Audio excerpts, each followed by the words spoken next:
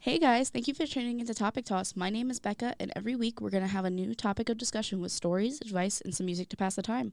I hope your week is starting off great. This week's topic is about getting stuff off of our chests. Now, today we have a very special guest, Stacy. Say hi. Hi. She's here. I'm going to be telling her these stories. She has not heard them, so you're getting her raw reactions to these. And some of them are sort of out of pocket. Are you excited? I'm excited. I'm scared. There's a lot of feelings. I'm okay with that. Perfect. Now, all of today's stories were found on the r/TrueOffMyChest subreddit, and we're going to get straight into our first one. Now, our first one's title is, I'm going to break up with my fiance today. Our wedding is next week. Oh, no. I, a 26-year-old female, am engaged to my fiance, a 29-year-old male, who is my boyfriend for 6 years. My fiance, who I'll call Jackson, is very picky about how things look, but has never made any comments about me or the way that I do things. I had a beautiful dress for my wedding that was designed by my older brother. My oldest brother, who I'll call Percy, was a small-time designer, and he made my sisters' and cousins' wedding dresses. He made one for me when I was 20.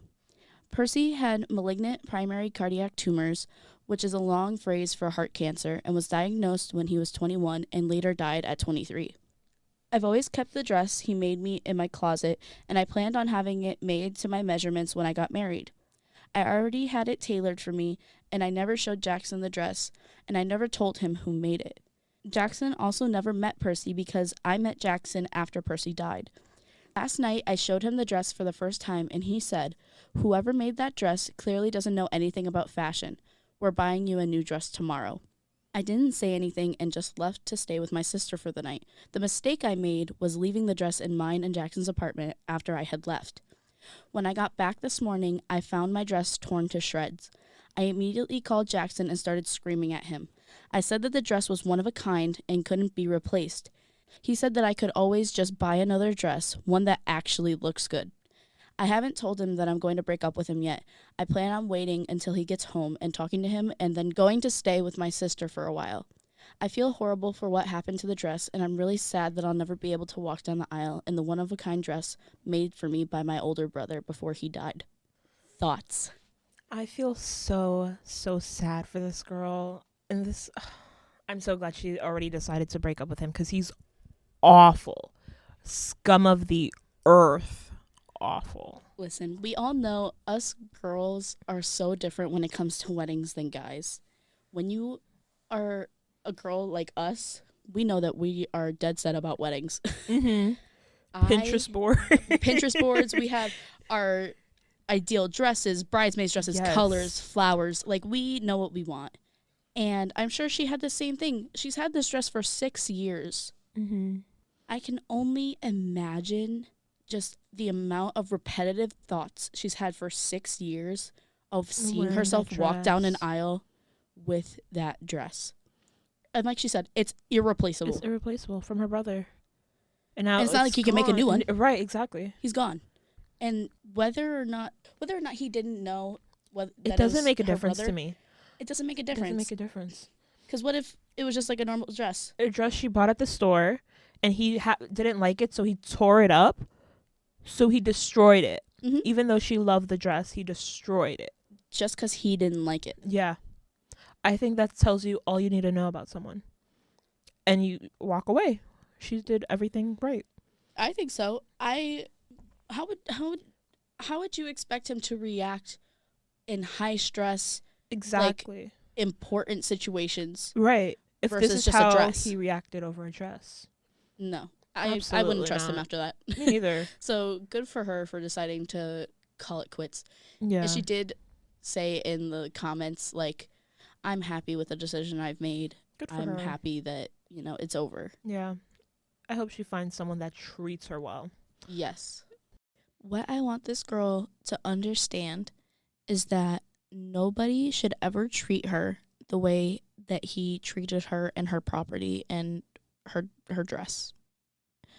And the best way for me to explain that to her is to prove that she's irreplaceable. And I love Irreplaceable by Beyonce.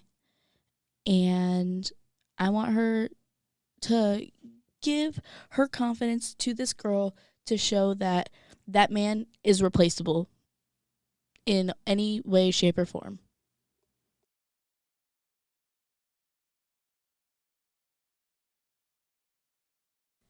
Now, onto our second story. The title is To My Husband's Female Colleague. I can't wait for you to hear this one. Okay. And I'm going to be as dramatic as I can to really get her point across. I'm ready. I'm ready.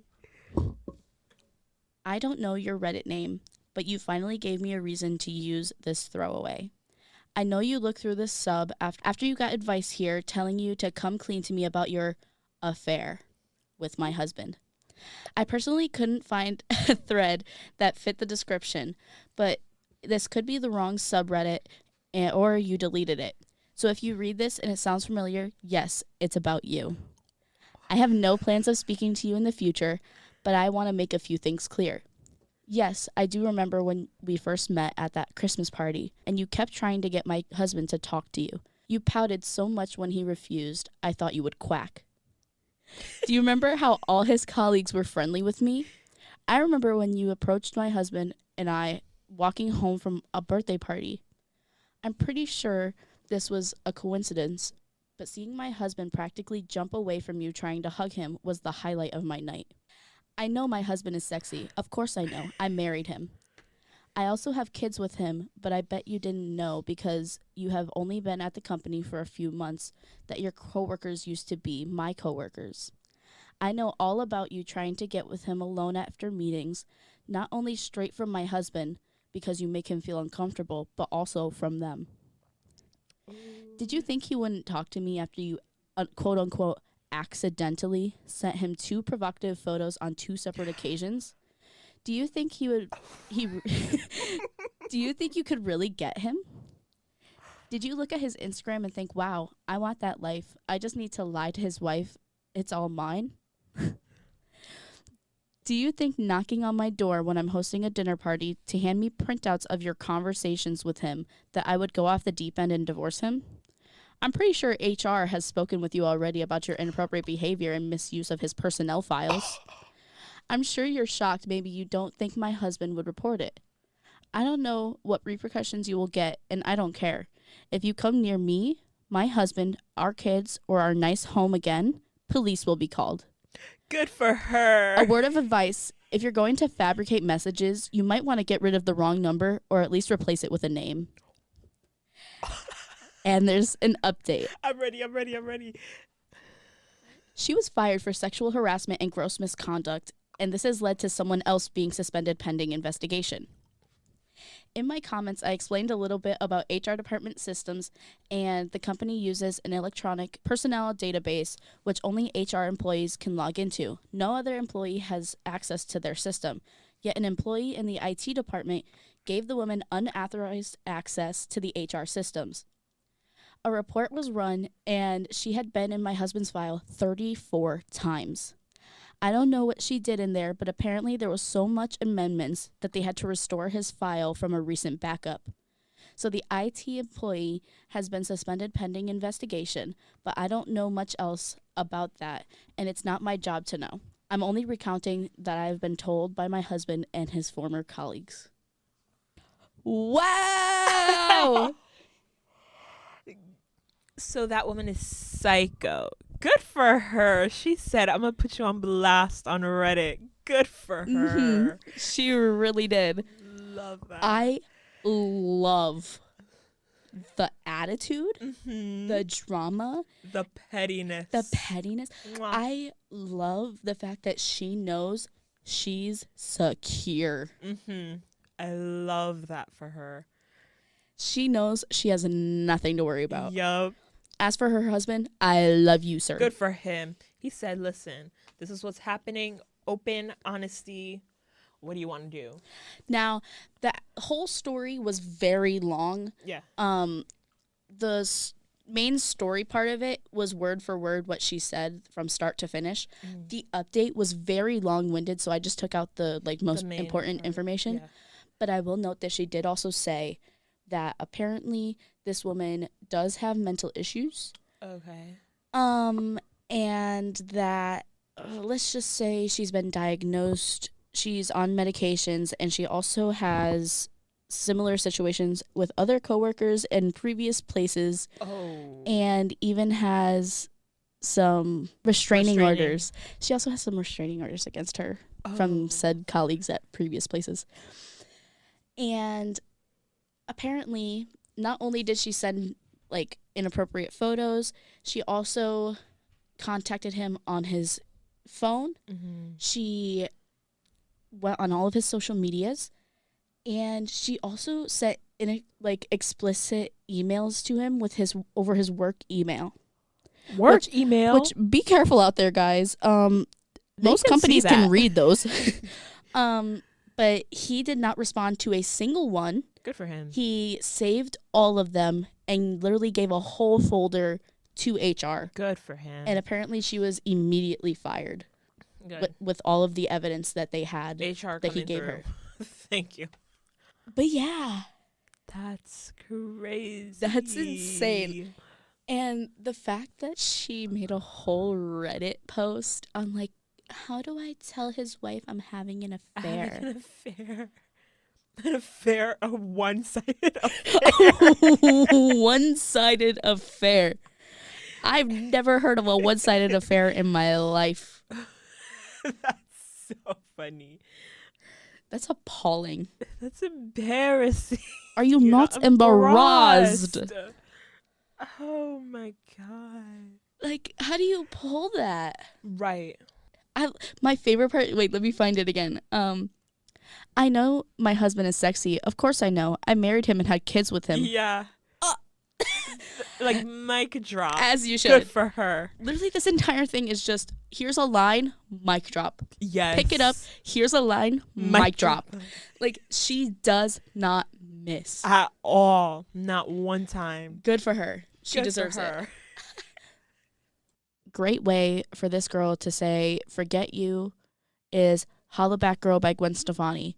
That's all she says the entire song, so might as well.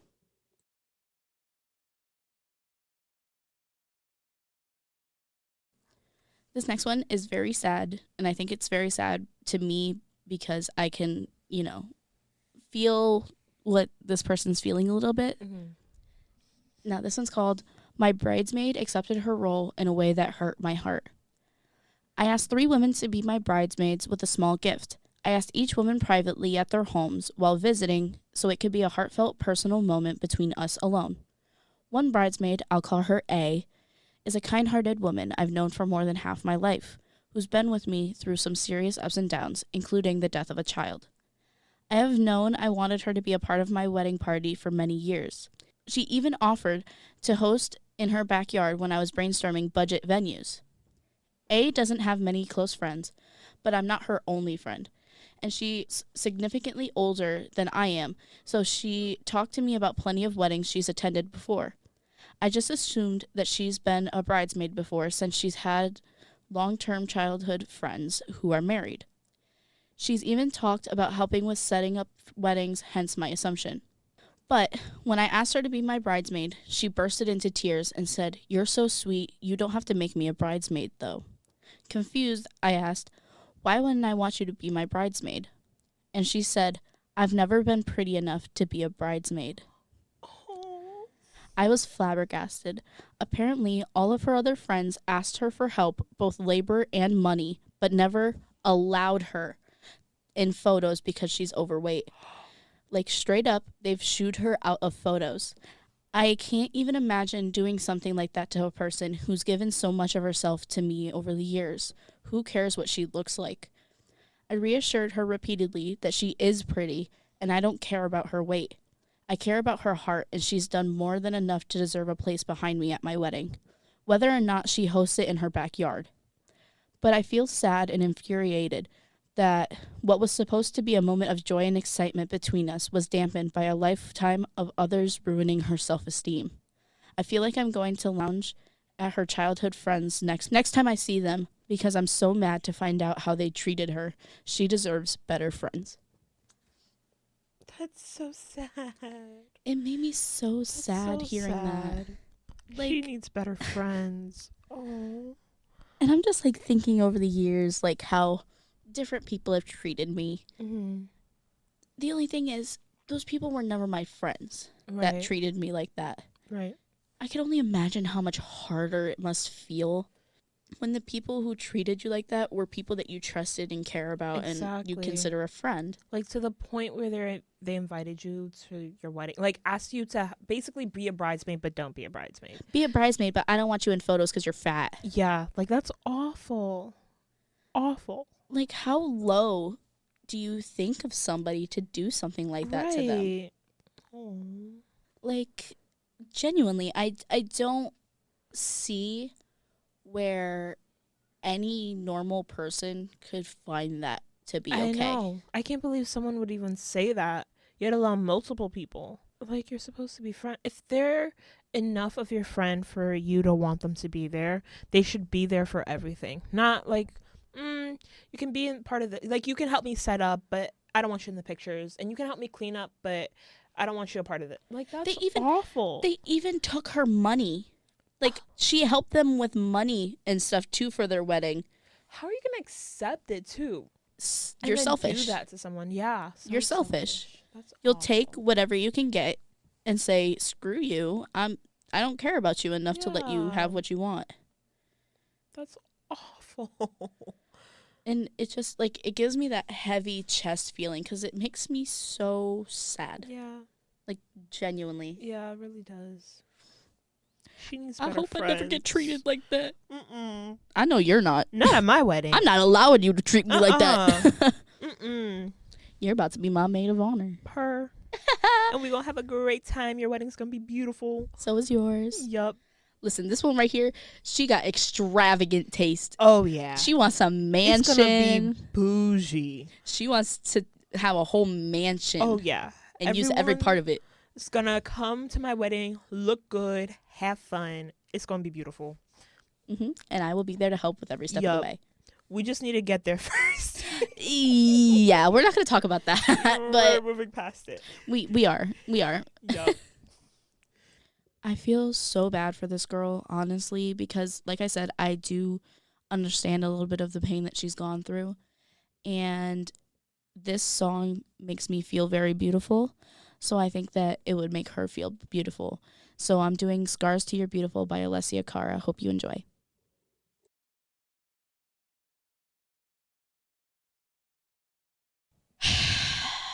Oh, no. That's so not good. Our next story, I don't even know how to fully feel about it. I just want to know your response to it, Stacey. Okay, I'm ready. Our next story states, my husband wants me to be a mother to his affair child. No. I know Instant this is no. Am I the a-hole?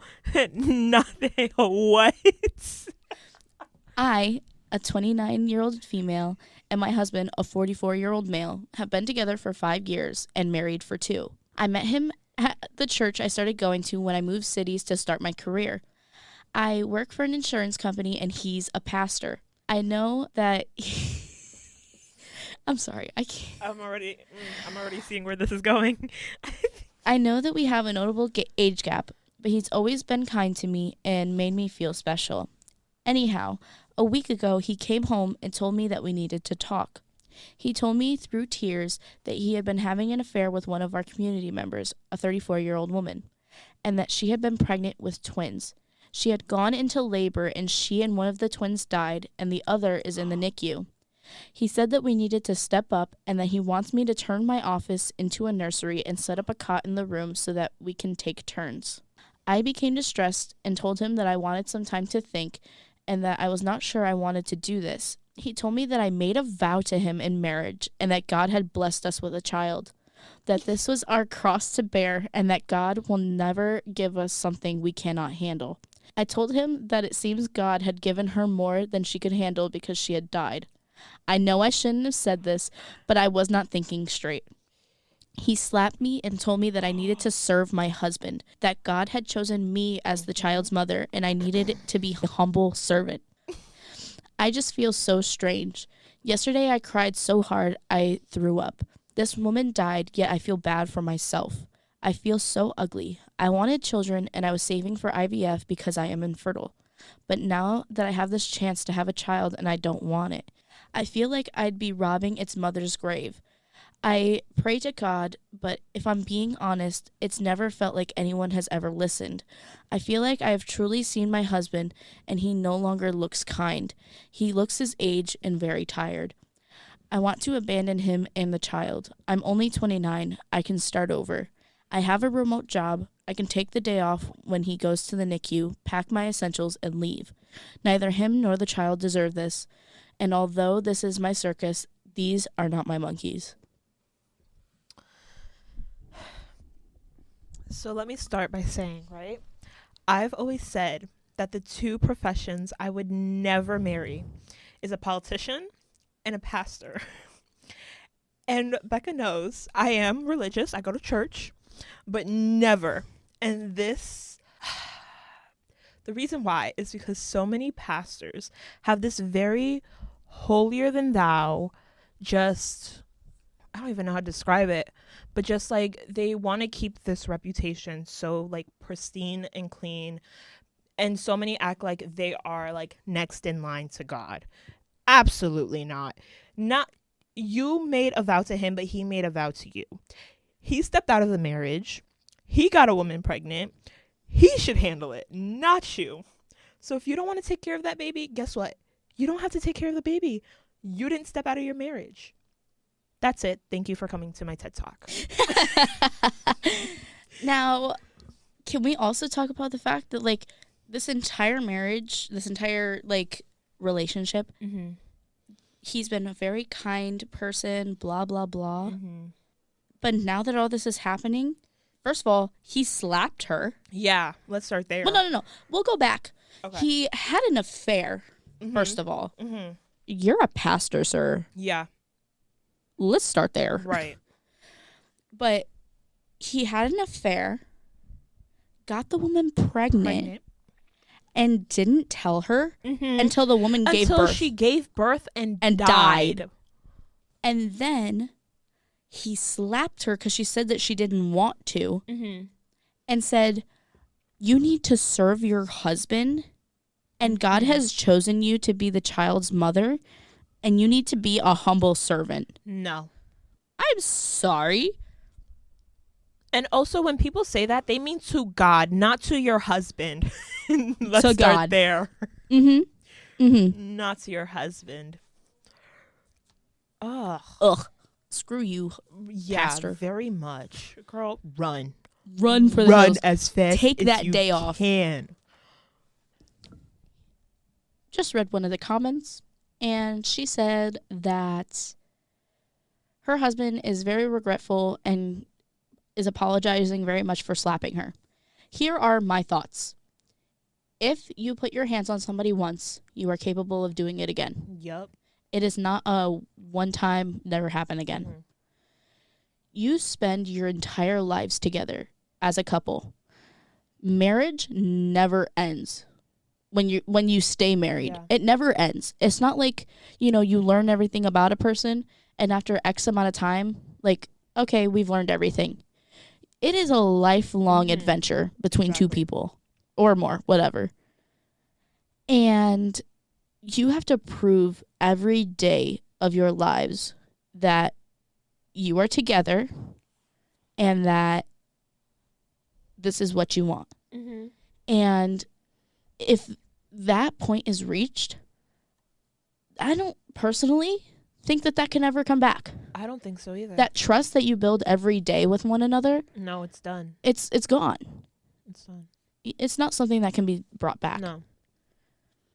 I feel like I really needed a powerful song to go against this cheating man. And I absolutely love this song. I love this artist. I love this entire album. So I had to give her a shot.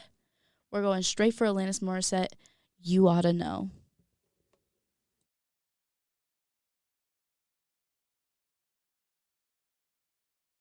I found my father's confession letter 9 years after his death. I am in tears. Aww. My father passed away 9 years ago due to a combination of health complications. I didn't keep many of his things after I cleaned out his apartment. The only thing I took was a fire-safe lockbox. I was afraid to open it because of what I might find, for my dad's apartment was filled with a lot of things that I wasn't expecting.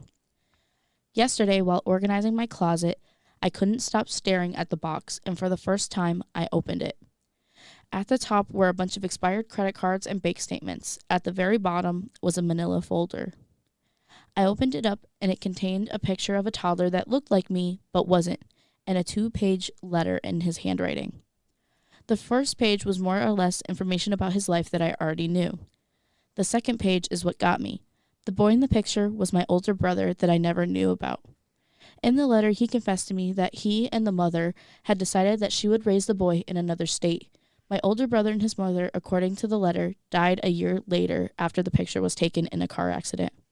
He never mentally recovered or truly grieved. He and my mother, a year and a half after my brother's death, had gotten married. I understand now why my dad had such a hard time showing me affection for so long, and why he fell into bad habits he had that helped shorten his life later on. He was a man in pain not only for his traumatic childhood, but for losing his firstborn son. I hadn't cried so much in years. It brought out the suppressed tears and pain I had felt for losing him years ago. How I wished he had told me all of this while he was living, and how I could have helped if possible. Despite it all, I love my dad. I miss him, and I finally have some clarity and closure on why he was the way that he was. I just wanted to get this off my chest. Aww. I hope that brought closure for everything that happened, and just that's rough.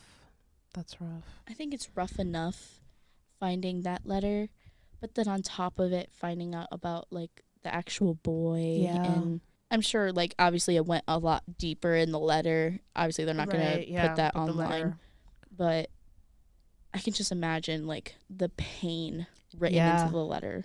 Yeah, especially because he was carrying that pretty much for the rest of his life. Yeah, he just didn't talk about it. He said that, or he or she, whatever, said that he never truly grieved for the boy. So that's terrible. Sad. And how different things could have been had they not made the decision to do that. Mm-hmm. The parents could still be together. Yeah. Or, if they hadn't been together, they'd still be alive, possibly. Mm-hmm. But we're not going to think about that because that could mean that, the second mother could have never gotten with the father. Yeah. And then this poster wouldn't be alive. Yeah. It's that whole thing of just a domino effect. Yeah. You can think about the past, but you can't change it. So don't try to, know? So it's all right. Yeah. But it's so sad. That is really sad. Why am I sad today? There's a lot of sad stuff on here today. Sad stuff. Maybe we're just coming off of Valentine's Day, so everybody's just kind of getting sad again now that all of the cheery, happy, love you is gone. Oh. This story made me so sad.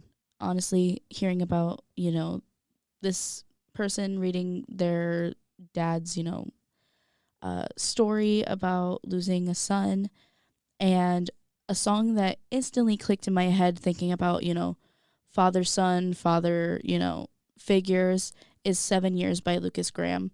And I hope that you guys enjoy this following song.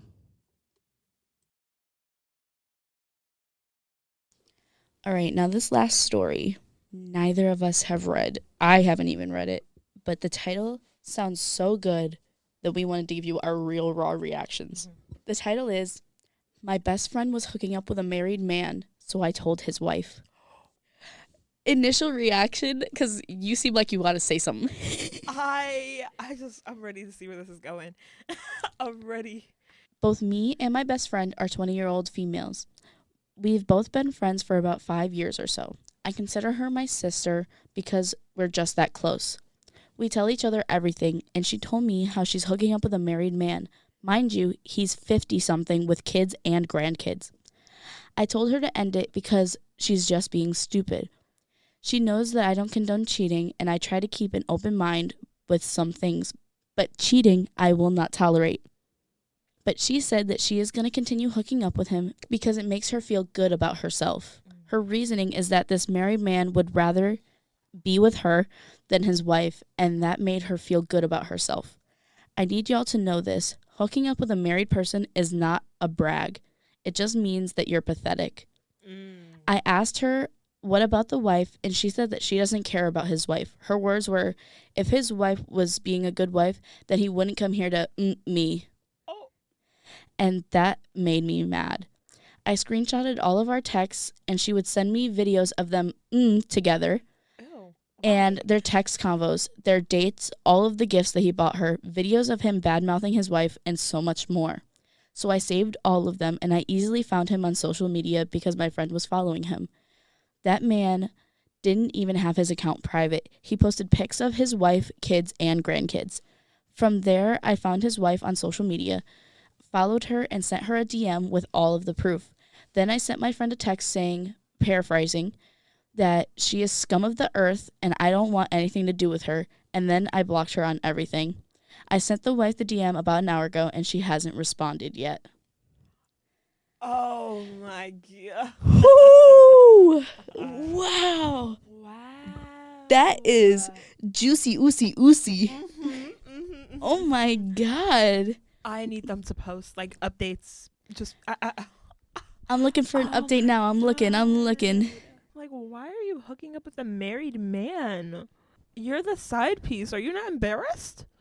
Somebody said, maybe your friend is doing something wrong, but you sharing things without her permission is also wrong. No. I think it is okay to tell her right what happened, but sharing the videos and evidence your friend gave you is different. Who dares to tell you their vulnerable things in the future? And the poster said, do you think I care? She decided to cheat and then brag about it. That's her own problem. No, yeah.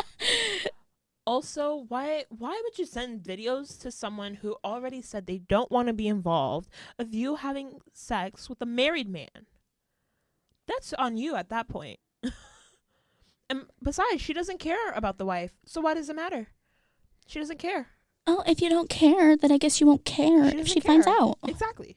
If you're gonna feel it all the way, sis. Exactly. And if he doesn't care about his wife so much and he cares about you so much, if she finds out, why are you scared? Why? Isn't he just gonna pick you? Exactly. This is sounding like you're a little scared. Mm-hmm. Like you might lose him. Mm-hmm. Also, at 20, why do you care so much about a 50-something-year-old? Exactly. Like, what are you doing? Really? He better at least be rich. At the minimum. He better be rich and it better be good. Mm-hmm. I'm sorry to anybody that's listening, but that's the bare minimum. That's the minimum. Because at least I can somewhat see why you're doing it. At that point, like, you're getting... She said she was getting gifts and stuff. Yeah. They better be good gifts. Right. They better be, like, diamonds. I want a ring. I want earrings. Chanel. I want a Tiffany bag. Prada, yup. Because I'm not going to be over here looking like the bad guy for no reason. Mm-hmm. I better get something out of it. Exactly. And another person in the comments put, you are the worst friend ever. Even if you didn't agree with what she was doing, screenshotting the convos and sending them to his wife is snake behavior, and you don't need to be nobody's friend. And they said, LMAO, this is so funny. That was literally 2 minutes ago that she posted that. Good for her. No, I disagree. I think, one, if you're going to publicly brag about it, no, let's start here. She's making the evidence herself.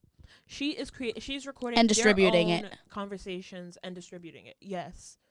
Like, just as, like, when people take nude photos, no one's supposed to, like, send it out. Obviously, you sent it to that person because you trust them. But at the end of the day, you need to be ready for the possibility of it might get out there. Is it technically your fault? No. But is it a possibility? Yes.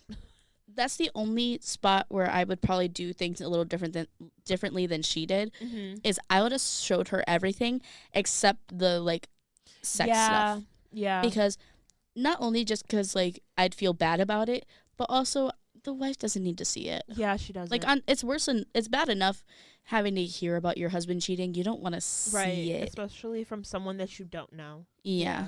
Yeah. But I commend her. Yeah, me too. Because if I'm side. in a committed relationship with somebody and they're cheating on me, I would want to know. I would want to know. Why wouldn't I want to know? Exactly. Like, right. If at that point, you know, the wife makes her own decision of wanting to stay with him and, you know, continue being together, that's on her. Yeah. That's her. That's her problem at that point.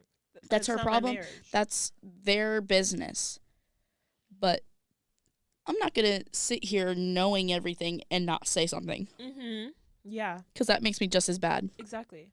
And also the friend dragged her into this in the first place. So, you know what? I'm going to do what I want with this information now. Yep. And I commend her. So, New Morning 384, good for you. Good for you.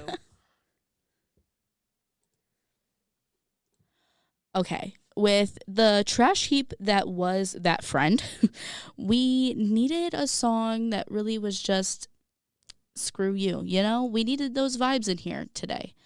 And those vibes were made true in this song. And this song is by Renee Rapp. It's called Too Well. I hope you guys enjoy this final song today. All right, I hope you guys enjoyed being here with me and Stacy today. Say goodbye, Stacy. Bye. We hope you had a great time with us today. I hope you enjoyed the stories. They were a little juicy today, some of them. Some of them were a little sad. But, you know, we're going to be doing the same thing every week, you know, different topics, you know, having some advice, some, you know, talk with me and you, maybe a guest or two here and there. But I hope you enjoyed the music that I dedicated to these today. This has been Topic Toss with Becca, and I hope to see you guys next week on Monday at 1 o'clock or on YouTube at 7.